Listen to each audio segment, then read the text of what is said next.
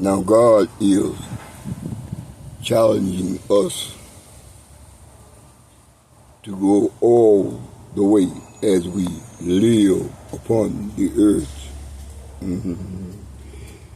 If it is only on broken pieces, you may lose a part of something of your body. But don't worry. God has a new body just for you. It is one that is made without hand.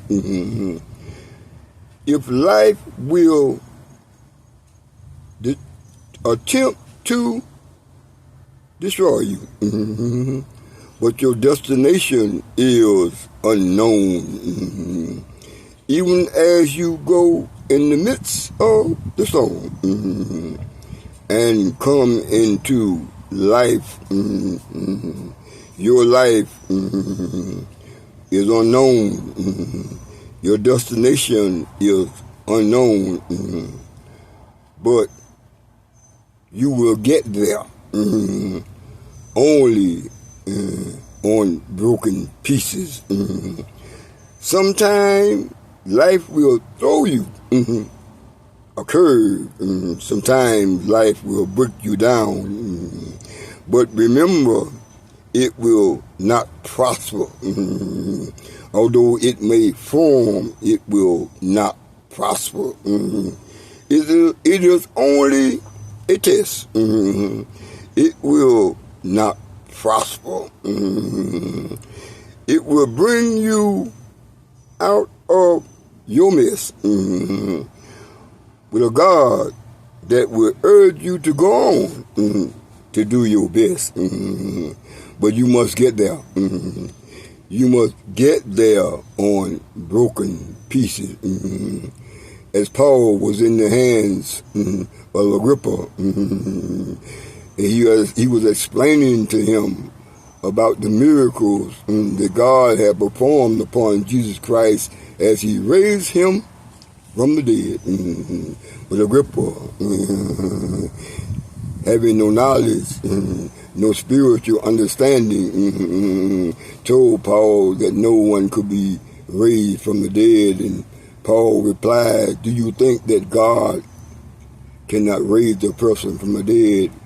But God is a God that can do all things. So Agrippa allowed him to speak and tried to charge him, accuse him, have something against him, but he could not find anything against Paul. In the book of Acts, we clearly see 26 through 27, we can clearly see that Paul was placed in prison with Silas upon a ship, and a fierce wind came up. It was a whirlwind and a storm. Sometimes the whirlwind will come up in the midst of the storm while you are traveling on your special ship. And as the ship was full of prisoners, with Paul and Silas and the prisoners aboard, and Paul urged them to head in another direction, but they took a boat. And they did not. They kept on going in the same direction and ran right into the storm, and the ship could not turn around, so they had to go straight into the storm. And the centurions and the people upon the ship was complaining. The soldiers wanted to kill the prisoners, but the centurion was a wise man and fearing God. He says, not so, not so. And they kept on sailing. And as the ship began to break apart, the people became afraid, and Paul urged them that none would be lost. No one on the ship would be lost. And the ship hit a rock that night and began to break apart, and they took ropes they cut off from the wheel, and they placed it around the ship. Yeah, and the ship was temporarily sustained. Yeah, as the anchor fell off the ship and went down into the sea, and it began early the next day as the ship began to break up from the fierce wind that hit the back of the ship, and all the lifeboats went off in the back of the ship, and the people became more afraid because many of them could not swim. But the centurion, once again, as they wanted to kill the soldiers wanted to kill the prisoners on the ship, but the soldiers wanted to do that. But the centurion once again called for the people not to do that, fearing God, having a great understanding of God's wrath.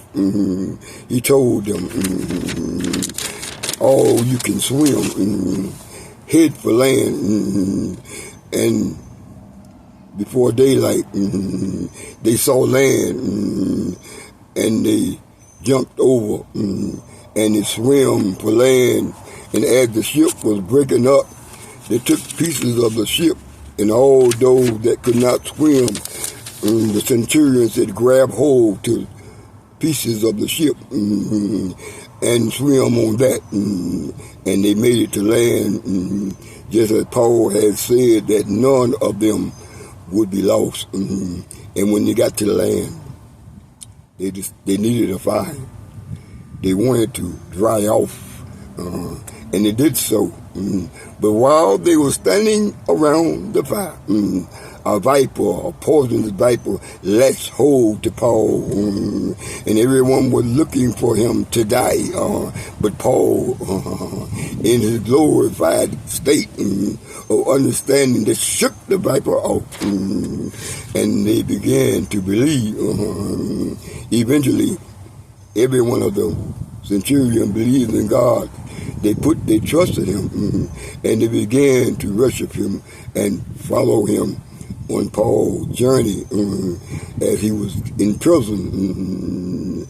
He demonstrated God everywhere he went, and this is the thing that God wants us to do. He wants us to demonstrate who he is, ambassadors of Christ. He wants to demonstrate who he is. And so he is God. And the demonstration is a demonstration of dramatic change for those that are willing to trust him. So put your trust in him. Our hope lies in him. And don't let none or nothing separate you from the love of God, because you have to remember, the storms may come, they may roar, you may lose something, but remember, always remember, we're living in a world that is unpredictable, and we are going to get there, but we're going to get there only on broken pieces. God bless.